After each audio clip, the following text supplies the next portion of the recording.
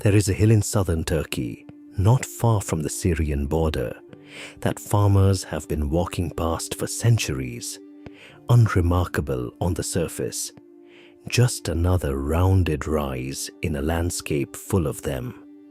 Locals called it Potbelly Hill, and for most of recorded history, nobody gave it a second thought. Then, in 1994, a German archaeologist named Klaus Schmidt crouched down in the dirt, picked up a flint tool, and looked up at the hill with a very particular expression, not excitement, not surprise. Something closer to confusion, the kind of confusion that doesn't go away. What lay beneath that hill, he suspected, was not supposed to exist. And he was right. What Schmidt eventually uncovered, over years of careful, painstaking excavation, were massive stone pillars, carved, decorated, deliberately arranged in circles. Some of them stand nearly 6 meters tall and weigh up to 20 tons. They are covered with reliefs of animals, foxes, vultures, scorpions, lions, snakes. Abstract symbols nobody fully understands. And at least one carving that appears to be a human figure, headless, arms slightly bent, as if in a posture of submission or ritual. These structures are, at minimum, 12,000 years old. That is not a typo. 12,000 years. At that point in history, human beings were not supposed to be building anything like this. Not even close. The prevailing model of civilization, the one you learned in school, the one that gets taught in textbooks and repeated in documentaries, says that cities came from farming. Farming came from a settled life. And settled life came after thousands of years of wandering. The sequence is steady. First agriculture, then surplus, then specialization, then eventually temples and monuments and organized belief. Göbekli Tepe does not fit that sequence. It precedes it by thousands of years. And then, just when archaeologists started to understand the implications of that single site, they found another one nearby, larger, even older, stranger.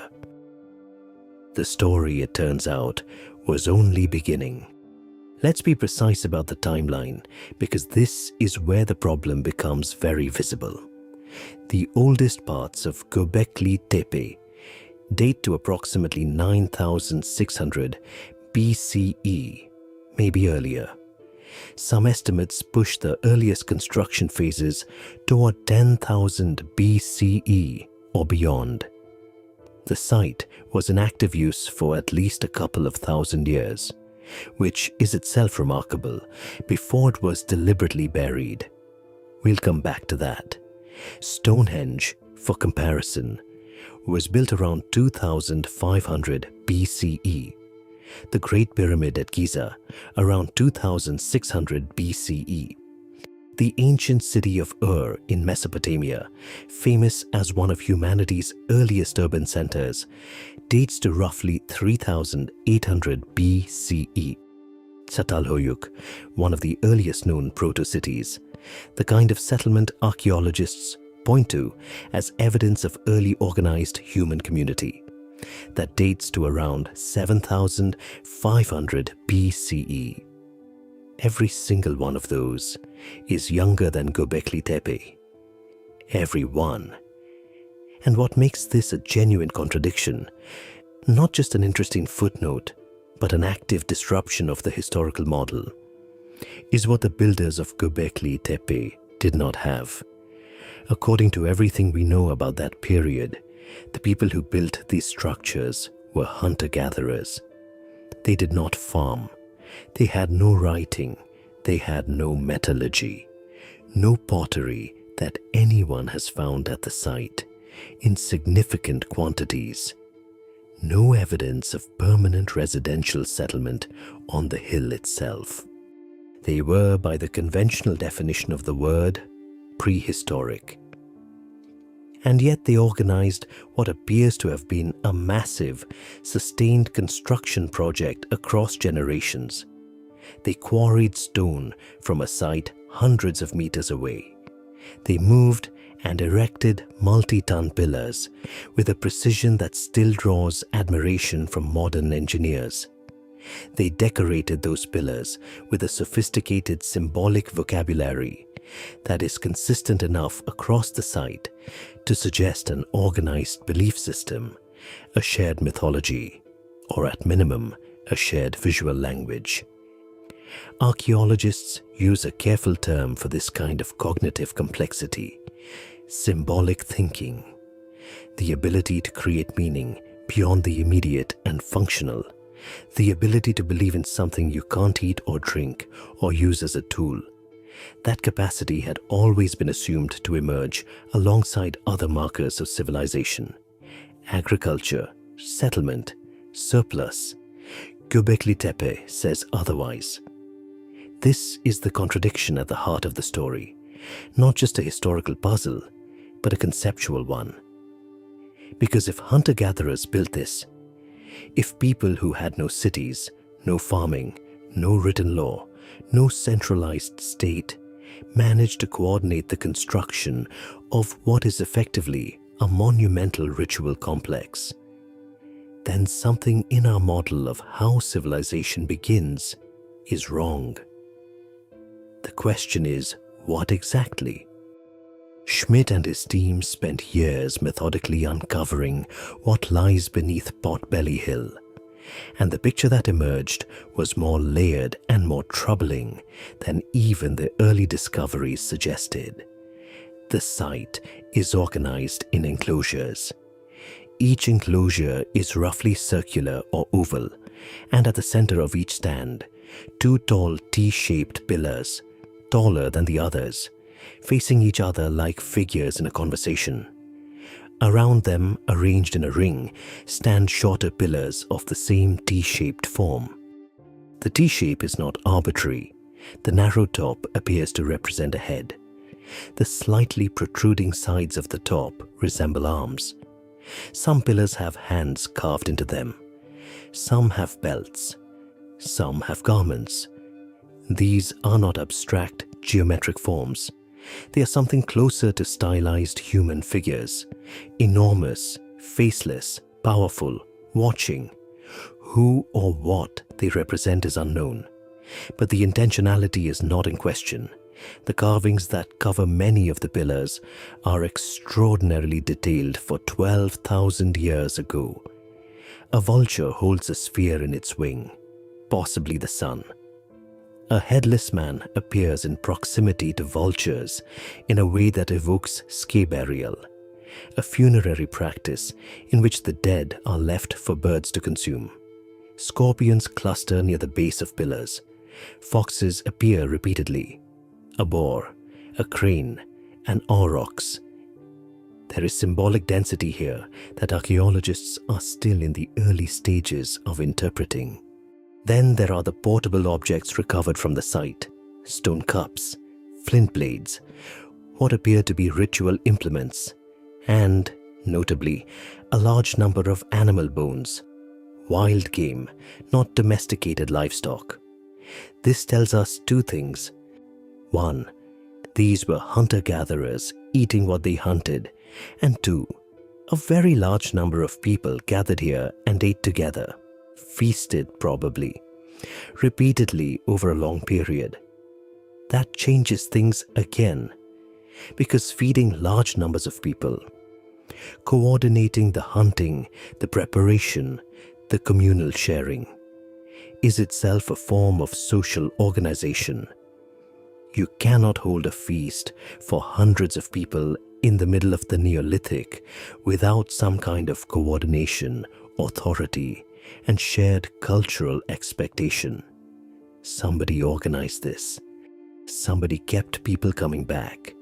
And the only thing on that hill visible enough, powerful enough, permanent enough to be the reason for coming was the temple.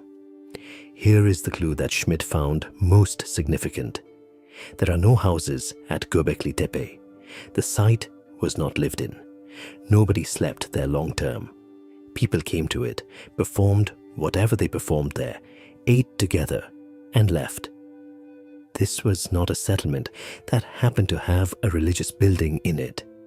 It was a sacred site that people traveled to. That is a profound distinction. It means the impulse that organized human effort, the engine that pulled people together from across the landscape and gave them reason to cooperate on something monumental, was not the need to farm or the need to store grain or the economics of settled life. It was something else, something harder to measure, something that lived in the mind. For roughly 2 decades, Göbekli Tepe was the anomaly, the outlier, the site so strange it sat slightly outside the main conversation about human prehistory, admired but not fully integrated. Then the excavations at Karahan Tepe began in earnest. Karahan Tepe is located about 35 kilometers east of Göbekli Tepe in the same general region of southeastern Turkey.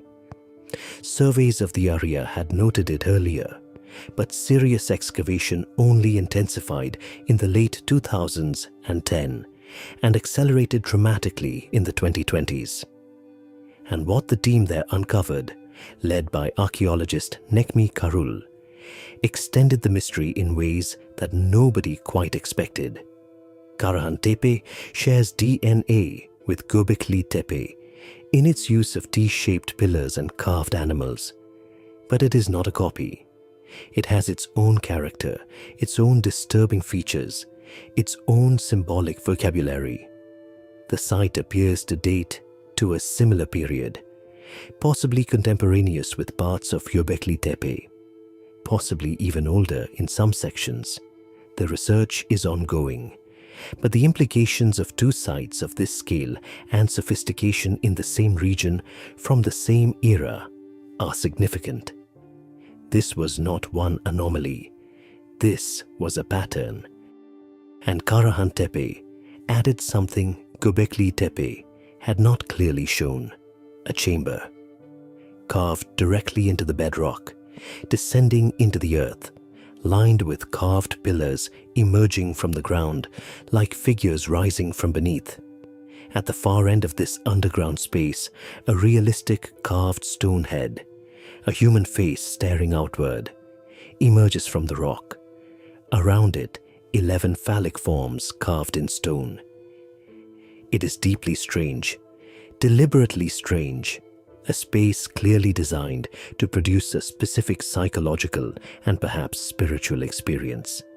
The darkness, the descent, the carved face emerging from the stone. None of this is accidental. This was an experience engineered. Then there are the human skull fragments, found at multiple sites in the region, including Gobekli Tepe.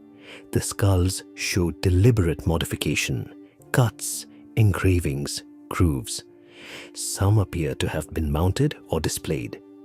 Archaeologists have proposed various interpretations: ancestor veneration, ritual use of the dead, trophy practices from violence.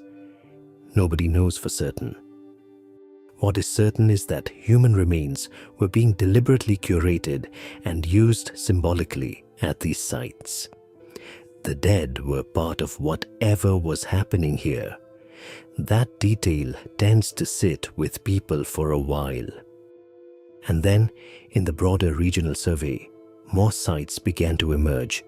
Taş Tepeler, the stone hills, is the umbrella name that Turkish researchers have applied to a cluster of related Neolithic sites in the Karadağ region.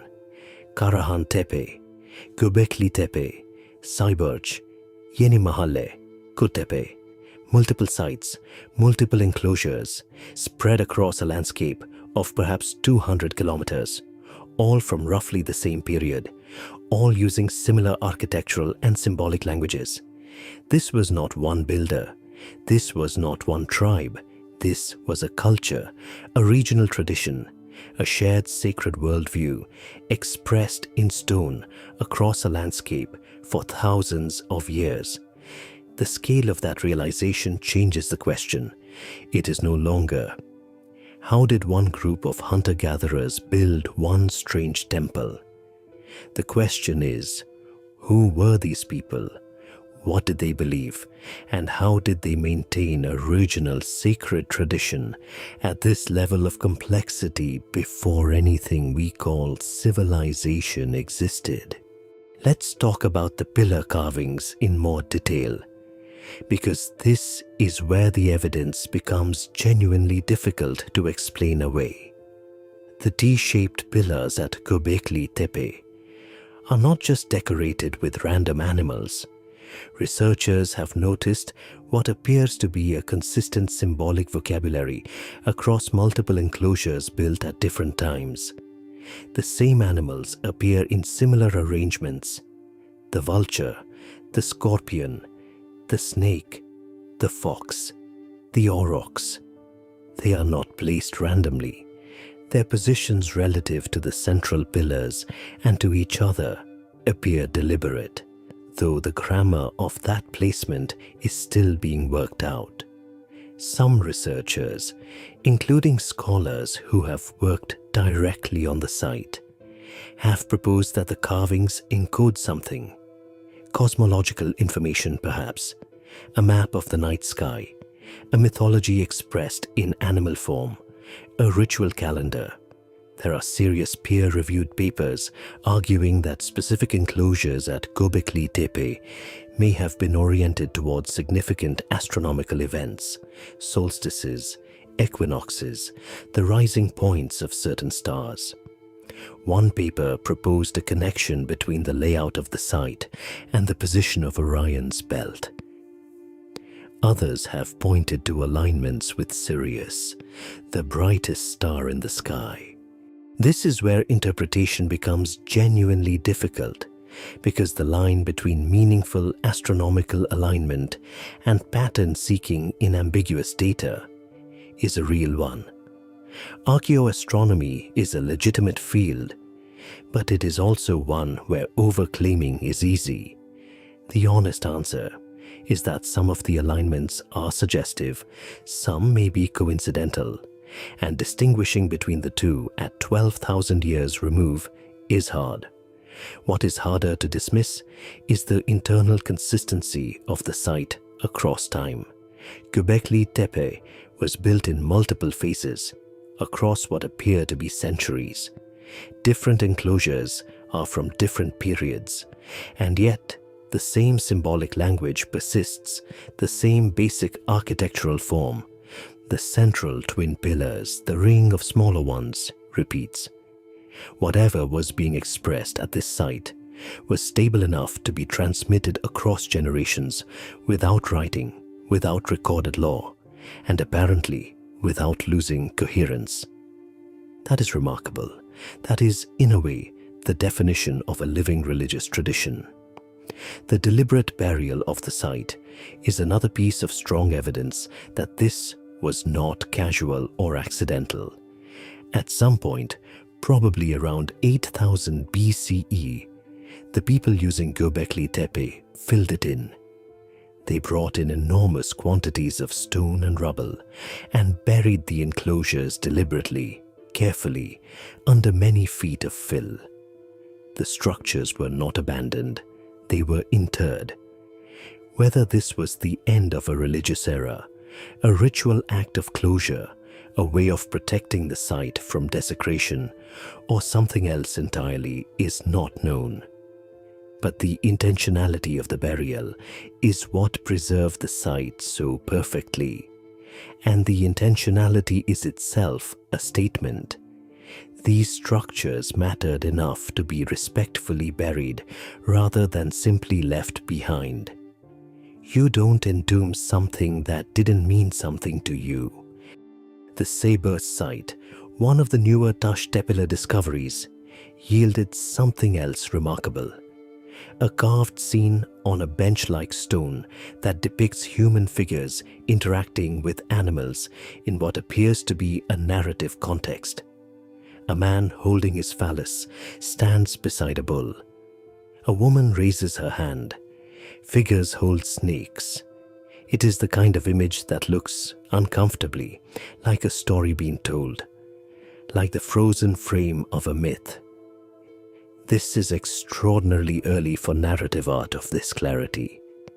It does not fit the timeline any more comfortably than the temples do. And then there is the question of organization. Moving a 20-ton stone pillar requires, at absolute minimum, hundreds of coordinated people working together. The logistics of feeding those people, directing that work, maintaining that effort over the course of construction, all of it implies social infrastructure, decision-making, authority, leadership of some kind. Not a state, not a government, but something. Some system of human agreement that made large-scale cooperation possible in the absence of all the scaffolding we normally associate with it. What was that system? What motivated it? What made a hunter-gatherer, exhausted from the work of survival, give labor and time and perhaps years of life to the construction of something that didn't feed them, shelter them, or directly improve their odds of staying alive? The buildings themselves are the only answer we have, and the buildings say, this was worth it. There is a hypothesis, first developed by Klaus Schmidt himself, and since expanded by many others, that goes like this. Göbekli Tepe wasn't built because civilization existed. Göbekli Tepe is why civilization exists. The argument runs something like this. Shared sacred spaces require repeated, organized gatherings. Organized gatherings require food. Feeding large numbers of people incentivizes the systematic cultivation of crops. The need to return, season after season, to a sacred place creates the conditions for settlement. And settlement, over time, produces all the other things we associate with civilization. In other words, the temple came first, belief came first, ritual came first. And from those things, from the need to maintain them, to protect them, to return to them, everything else followed. If that is right, then the textbook sequence is inverted. We did not build temples because we had cities. We built cities because we had temples.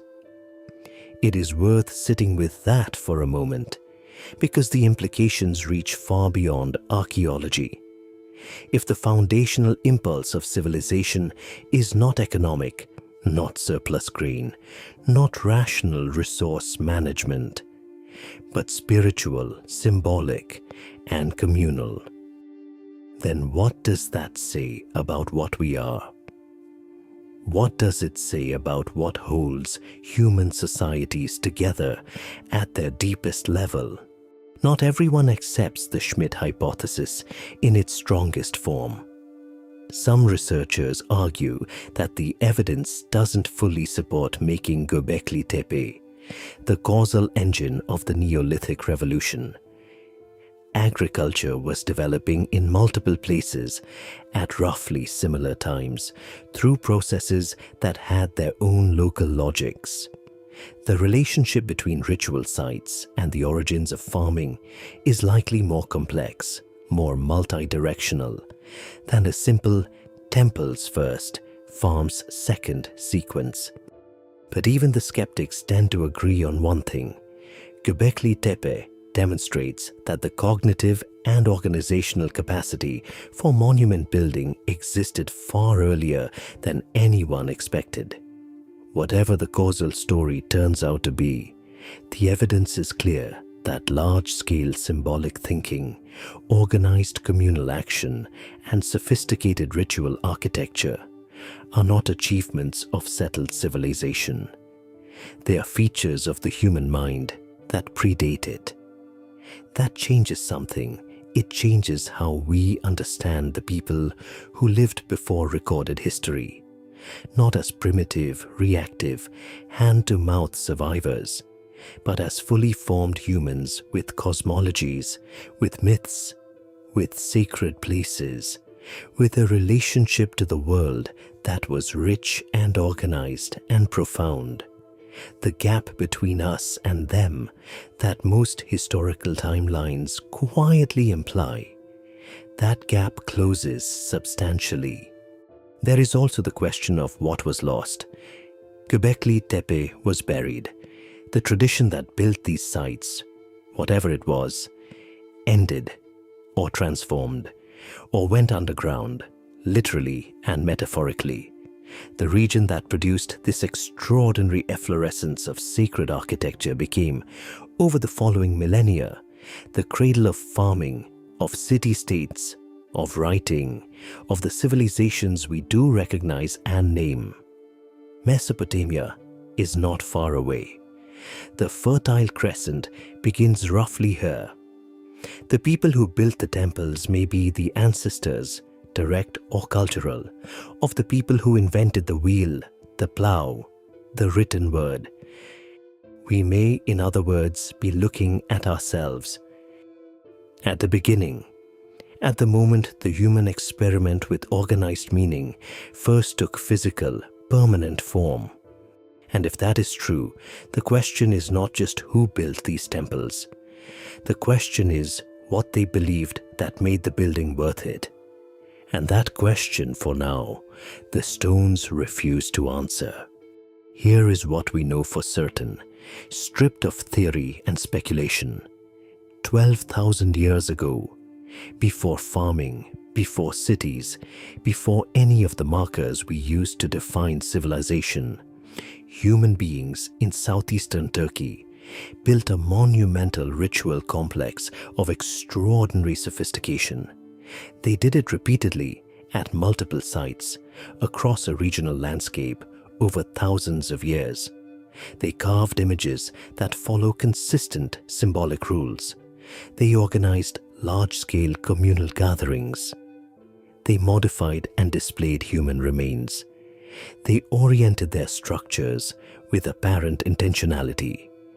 And then, at some point, they buried what they had built and walked away. We don't know their names. We don't know their language. We don't know their stories or their gods or what they believed happened when you died. We have the stones, and we have the carvings, and we have the bones of the animals they ate, and the flint of the tools they used. That's it. Everything else is inference and imagination, and the careful work of scientists trying to read meaning from the silent evidence of the deep past. But here is the thing that tends to stay with you after you've spent real time with this story. We define civilization as something that happened to us, something that emerged when conditions were right, when humans finally had enough stability and surplus to start building and writing and organizing. The Neolithic Revolution, the Agricultural Revolution, the Urban Revolution. We frame these as things that happened, developments that occurred when the pieces were in place. Göbekli Tepe suggests a different framing. What if civilization is not something that happens to humans under the right material conditions? What if it is something that humans do, something they are driven toward, out of a need that is older and deeper than economics, older than hunger, older than the rational calculation of survival advantage? What if the deepest human need is not for food or shelter or security, but for meaning? For a place to bring the community, for a story that explains the stars and the death and the darkness, for a carved pillar to stand in for whatever it is we feel watching over us when we look up at the sky and feel the weight of existing. That is what these temples may be showing us, not an anomaly, not an exception to the rule, but the rule itself, older and more fundamental than anyone thought. The stones at Gobekli Tepe have been there for 12,000 years. They were buried and forgotten for 8 of those 12,000 years. They waited. And now, in the last few decades, we have started the slow, painstaking work of understanding what they are telling us. We are, in all likelihood, only at the very beginning of that work. Less than 5% of Göbekli Tepe has been excavated. The Taş Tepeler project has barely begun. There are dozens of sites in the region that have been identified but not yet touched. Whatever is still under the ground may change the picture entirely. What has been found so far is almost certainly the smallest visible portion of something much larger. The hill called Potbelly Hill, the hill Klaus Schmidt crouched on in 1994 and looked at with that particular expression of confusion. Whatever he felt in that moment, whatever wordless understanding passed through him as he held that flint tool and looked up at the mounded earth, it was the beginning of a question humanity is only now learning to ask properly. 12,000 years ago, someone stood on that same landscape and built something enormous and strange and beautiful.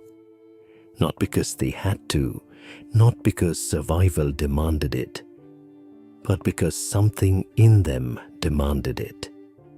That something is still in us. We never stopped building temples. We just forgot for a while that we started here.